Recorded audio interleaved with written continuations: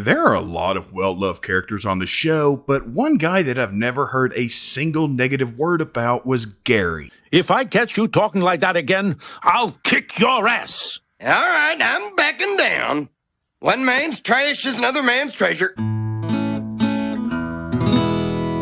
Hey folks, welcome to Squirrel Tactics. Like, subscribe, check out the Patreon, let's do this. Gary Kastner, voiced by Carl Reiner in his first and last appearances with Maurice LaMarche, or Lamarck, I've seen several different ways to pronounce it, voicing him in The One in the Middle. He was Tilly's boyfriend who spoke in an old school Yiddish manner, or as Bobby considered it, Arizona talk. Hank, you want us to come over there?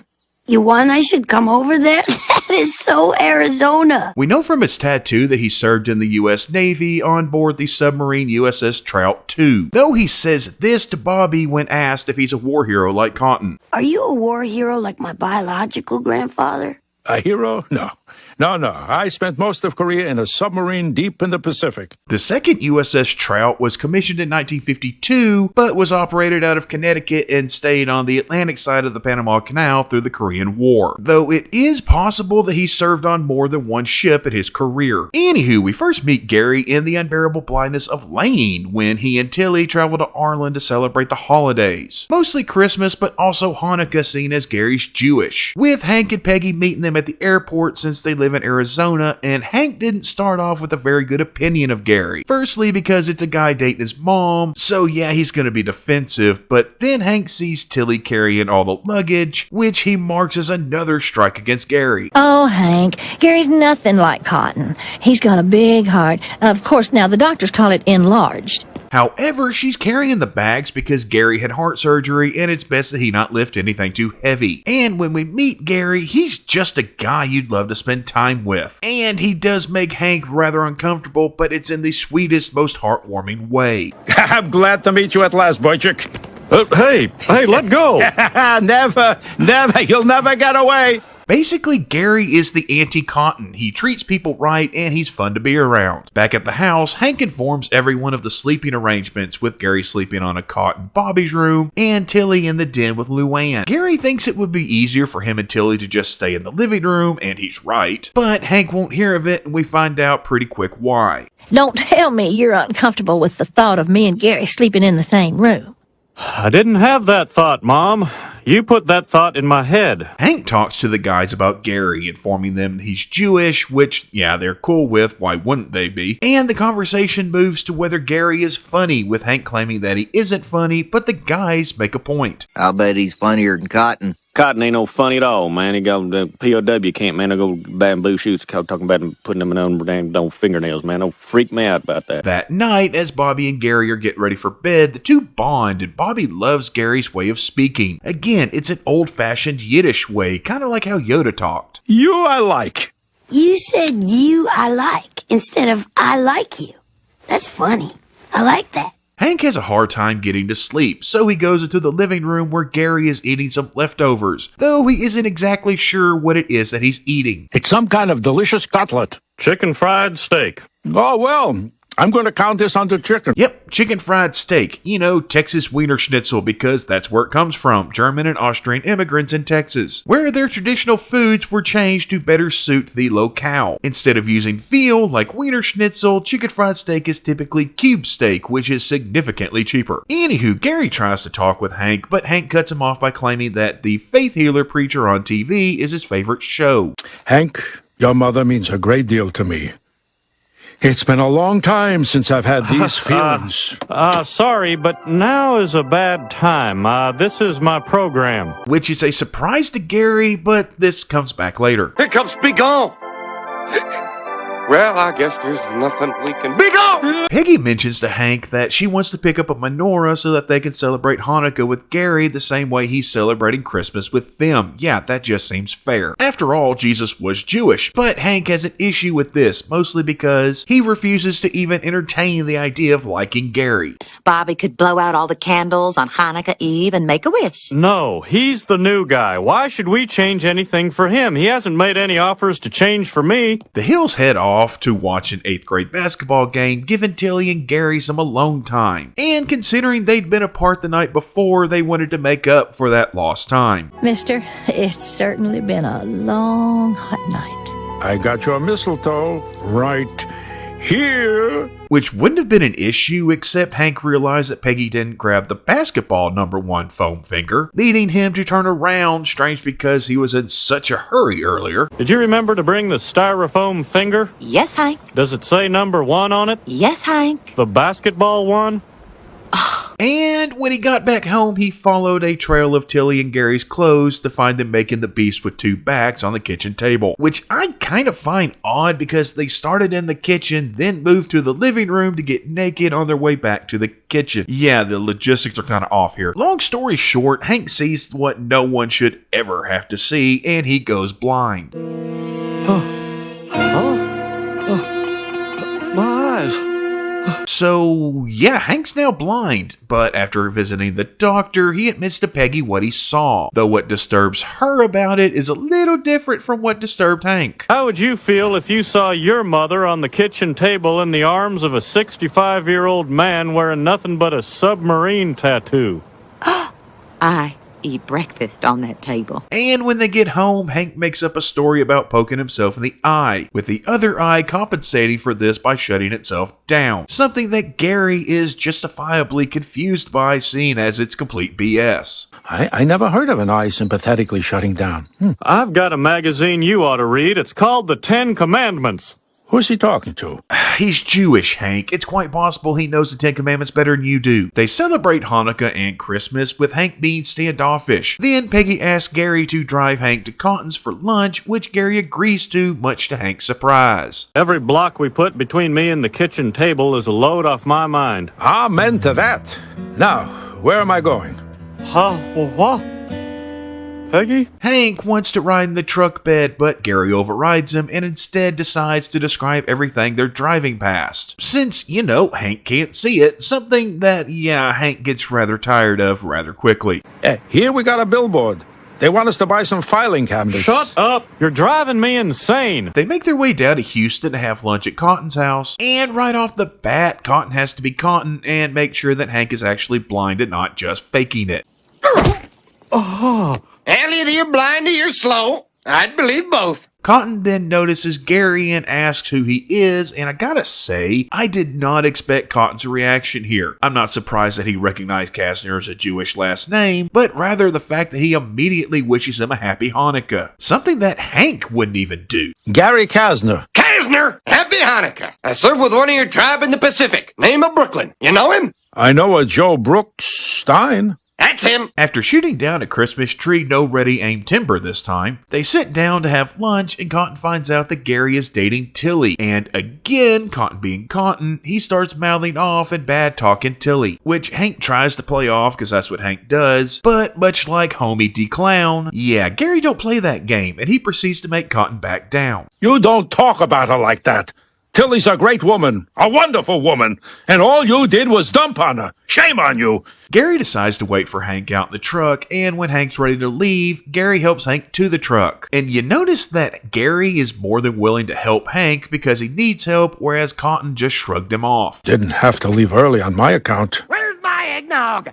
Bring me my eggnog.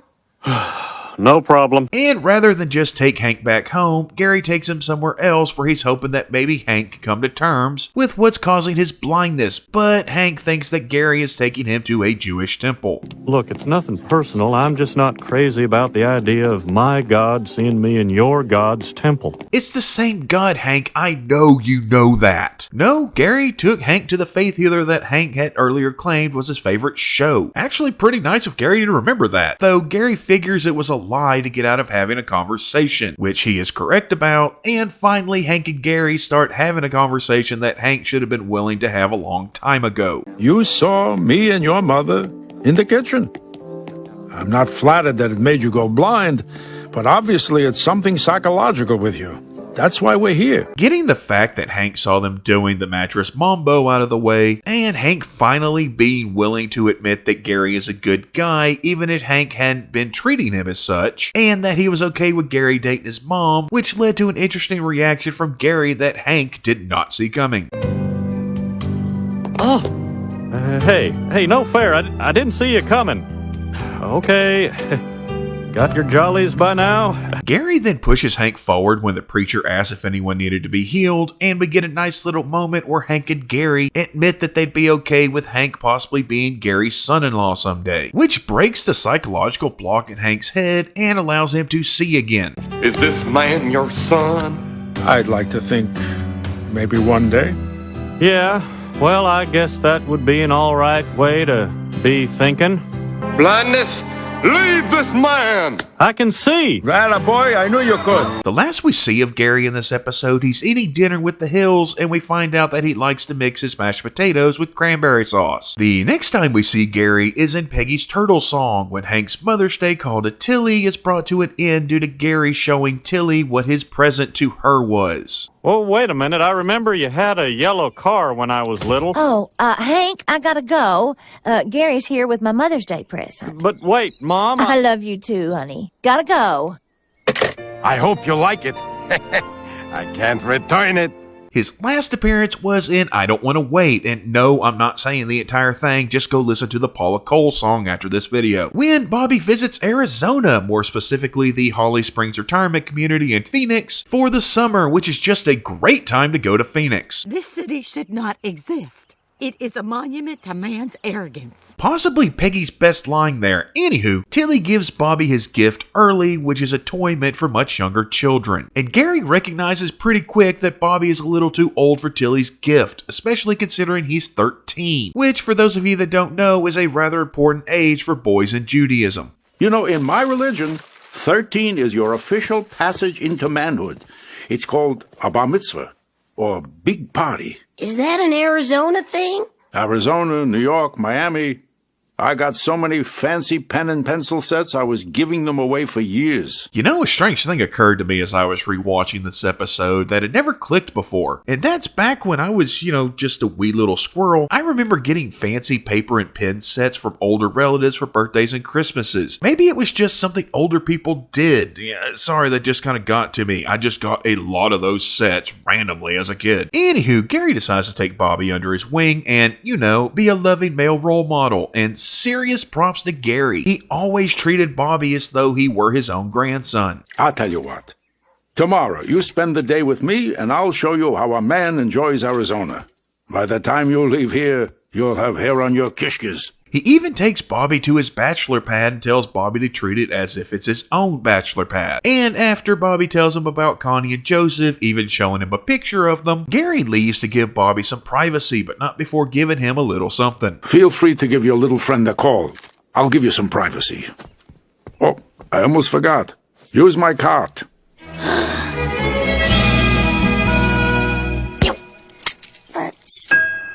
Nice catch there, Hot Hand. You're the best player on our team. Later, when Bobby is on the plane heading home, he finds a gift that Gary had snuck into his bag because, Gary's gotta be Gary. To Mr. Bobby Hill. Yes, today I am a man. And that's the last we see of Gary outside of his cameo at Lucky and Luann's wedding. He is mentioned one more time in The Honeymooners when Hank finds out that he and Tilly broke up. And I do not blame him considering the reason, and it really bothers me just how dismissive Tilly is about the whole thing. I'm getting married. Really? Well, that's great. I've always liked Gary. Any man who eats that much brisket can't be all bad. Oh, not to Gary. Gary and I broke up weeks ago. What? Why?